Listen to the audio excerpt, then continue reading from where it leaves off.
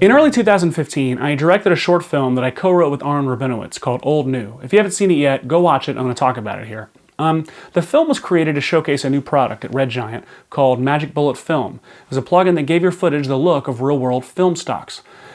So Aaron and I sat down and tried to figure out what kind of story we could tell that would service this kind of product. And immediately we saw a theme. We had a product that's core purpose was to take new footage and make it look like an older medium.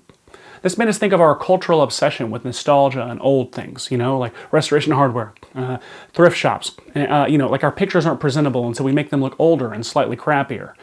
So playing with opposites, we started toying with an idea about a guy who, when we first meet him, is obsessed with new things, the newest technology, the newest fashions, the newest trends.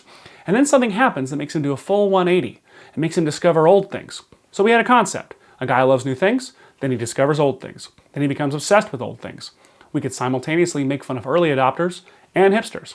So we went off to write it. And the first thing we did was start out with a clock with broad strokes and any specific gags we'd already come up with. Our idea pile, just dropped it into the clock. The first act would have him in his normal world of new things. We get a sense that he's unhappy. Then the inciting incident where he sees these really old museum paintings and he's hypnotized by them. Then he realizes that old things are great. So he proceeds to discover the joys of old things, old music, old whiskey, old cars, etc. Then he goes too far with it. Old bananas, old plumbing, etc. Until finally he's like living in a cave or something.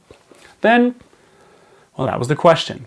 I knew I wanted the third act to have our hero using new things to save or preserve the old things he loved. I thought that would be cool, but I couldn't figure out how to do that. Especially if what he loved so much were some old paintings. Like, how can I make the audience care that he gets some old paintings back? And what new thing could I use to save them?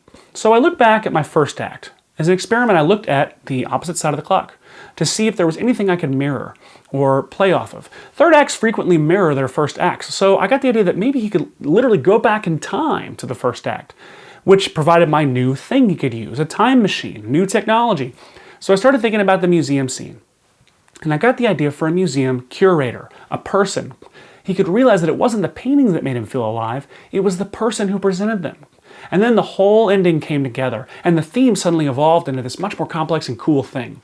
Some things are best old, some things new, but remember why they mean what they mean to you.